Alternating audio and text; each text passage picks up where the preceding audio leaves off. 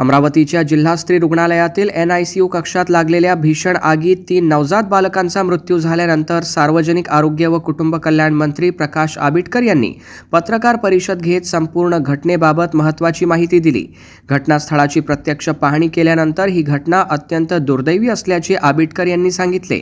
या संपूर्ण प्रकरणात कोणत्याही प्रकारची अनियमितता आढळल्यास ती गंभीरपणे घेतली जाईल आणि संबंधितांना जबाबदार धरले जाईल असे त्यांनी स्पष्ट केले। दरम्यान आगीचे नेमके कारण अद्याप स्पष्ट झालेले नाही। व्हेंटिलेटर फुटल्यामुळे किंवा त्यामध्ये ब्लास्ट झाल्याची चर्चा असली तरी त्यामध्ये कितपत तथ्य आहे हे तपासानंतरच स्पष्ट होईल असे आबिटकर यांनी सांगितले। व्हेंटिलेटरमध्ये तांत्रिक बिघाड झाला होता का याचीही चौकशी केली जाणार आहे। या दुर्घटनेमागची नेमकी कारणे शोधण्यासाठी समिती नियुक्त करण्यात येणार असल्याची माहितीही आरोग्यमंत्र्यांनी दिली।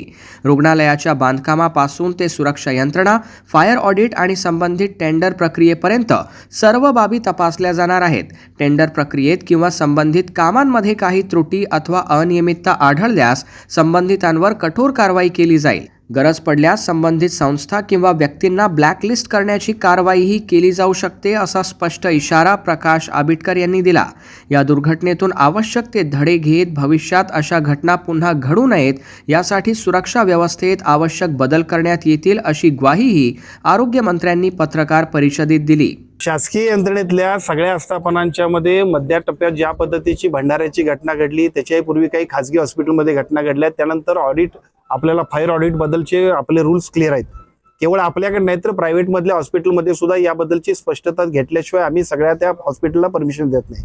अशा वेळेला शासकीय हॉस्पिटलमध्ये हे होण्यासाठी उशीर झाला असेल, फायर ऑडिटचं जे काय आपल्याला परत त्याच्याबद्दल ते सर्टिफाय करायला पाहिजे होतं त्याच्यामध्ये उशीर झाला असेल, तर या सगळ्या गोष्टींची सुद्धा या कमिटीच्या माध्यमातून चौकशी होईल। त्या चौकशीमध्ये जे यंत्रणांमधले लोक सुद्धा जर काय याच्यामध्ये डिले केला असेल, जाणीवपूर्वक दुर्लक्ष केलं असेल, तर या सगळ्या गोष्टी सुद्धा त्या अहवालात येतील आणि त्याप्रमाणे त्याच्यावर